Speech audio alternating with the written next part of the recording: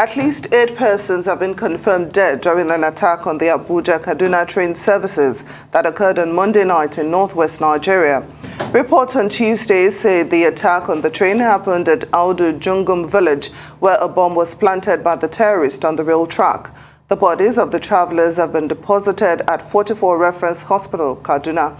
22 others also sustained gunshot injuries, with a yet-to-be-ascertained number of the passengers kidnapped. The explosives planted on the track forced the train to stop while the last coach derailed. The injured ones are currently being treated at the Reference Hospital, Kaduna. Meanwhile, the Chief of Defense Staff, General Nissi Gabriel, the Inspector General of Police, Usman Alkali Baba, and top officials of the Nigerian Railway Corporation have visited the site of the terrorist train attack. The security chiefs were received by the General Officer commanding 1 Mechanized Division of the Nigerian Army along the Kaduna-Abuja highway. Our Rise correspondent Nissi Gabriel joins us now from Kaduna to give us the latest on the attack and tell us what the authorities are saying. Hello Nissi, thanks for joining us on Newsday. What's the latest? Bring us up to speed.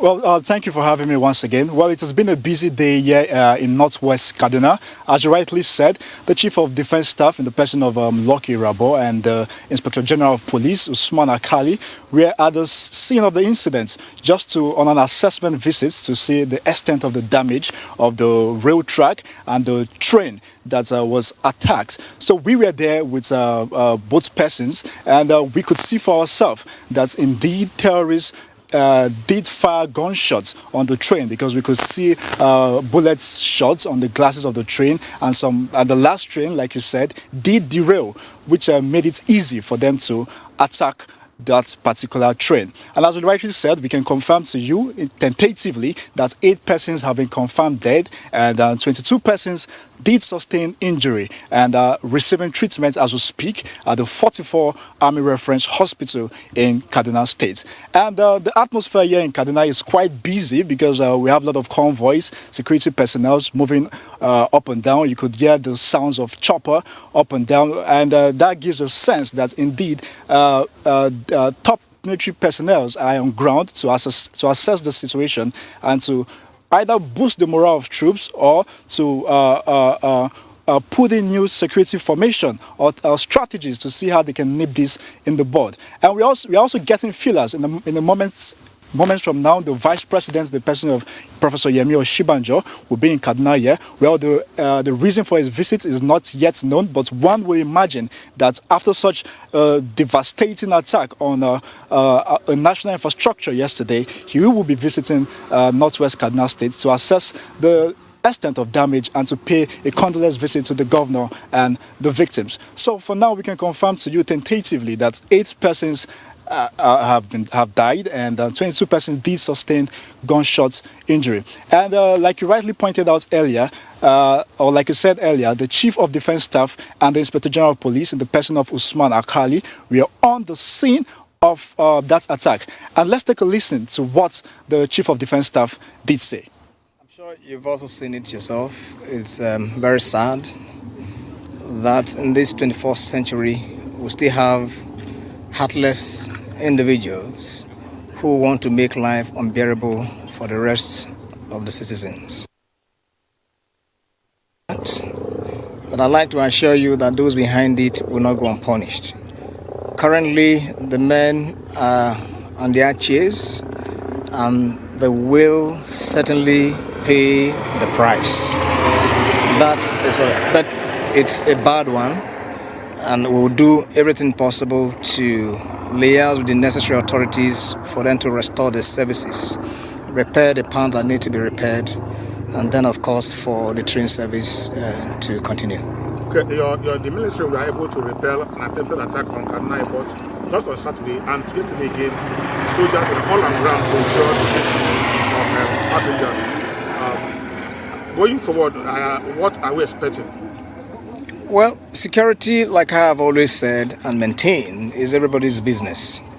You're right, the attempted attack, if truly you consider it to be an attack, it's an infringement on the security, a violation of the security arrangement within the airport. It's actually not attack in the strict sense of it. But that's not what is important. What is important is that two persons, died, and then there are actions that the military, had to undertake. So that again, combined with this, is a combination. Maybe if for the purpose of clarity, what you found in Kaduna the other day has to do with a transit of the Boko Haram, the bandits who were in motorcycles, and that they happened to be, within the presence of the airport. They were not on the runway, I hope you know, but of course were within the vicinity of the airport, which to us is too close for comfort, no doubt about it. But it's certainly not an attack. It was in the process of that, transit that they had, the brush with the civil security arrangement within the airport, and that's what led to the death of that gentleman as well as the named person. But beyond that, here what you find is what I consider to be a calculated attempt. I'm sure, given the geography of what you just said, that it must have been something that was timed, that was deliberate. But then, of course, we will build on this knowledge and then to be able to go after them. What I like to assure Nigerians is that those who indeed were responsible for this dastardly act will be punished and they'll be brought to justice. That is an assurance. And then to also say that the armed forces, the police, and of course security agencies, intelligence and security agencies remain very committed to ensuring that we have peace within our land. I'm sure if not for this very ignoble act of yesterday, for a long time we have had some form of reprieve. But of course we are not resting on our laurels.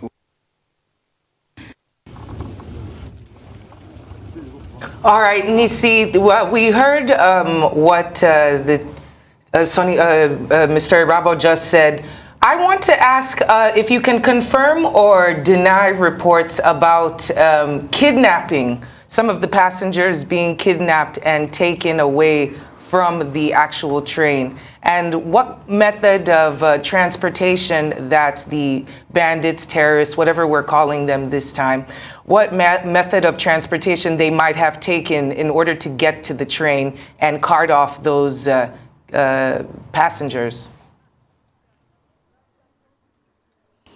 Well, I didn't quite get your question clearly, but I'm assuming you're asking about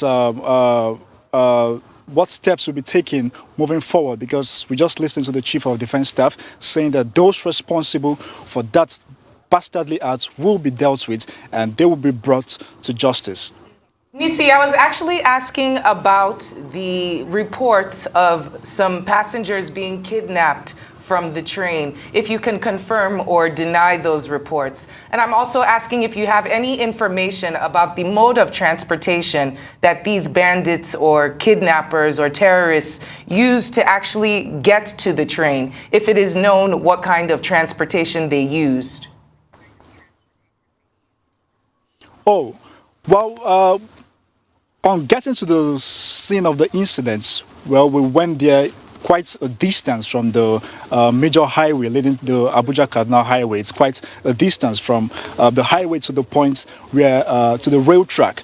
So there are a lot of footpaths where one can follow, either using a vehicle or motorcycle. But from information we gathered, these terrorists mostly or mainly use motorcycle as a means of transportation. So because getting to that road track, it was not that difficult to access, but the terrain had a lot of bushes around and it's scary, I must say. But talking about mode of transportation for these terrorists, they mostly or mainly use motorcycles, motorbikes.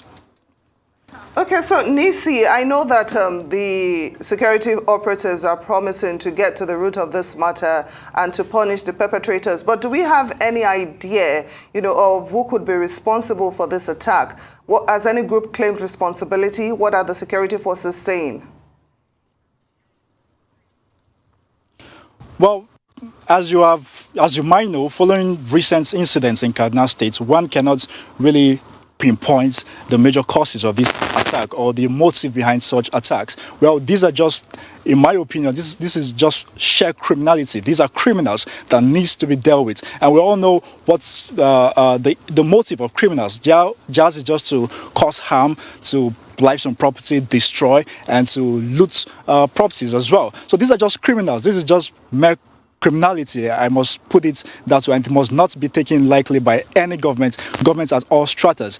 Well, one might not really know their motive, as I said earlier, but the security operatives, as you heard, headed by the Chief of Defence Staff, said they are not resting on their oars. They are doing everything possible to see that they track down these guys and they bring them to book. Well, we must give it to the military personnel as well, because they are trying on their own part. But like I said earlier, we need more boots on ground to man this region, because the bushes are quite vast and the terrain is large. So we need more boots on the ground. There's no doubt about that. But for the security personnel, for the military operative, they say they are not resting on their oars and they'll be doing everything possible to make sure that those behind that attack are dealt with.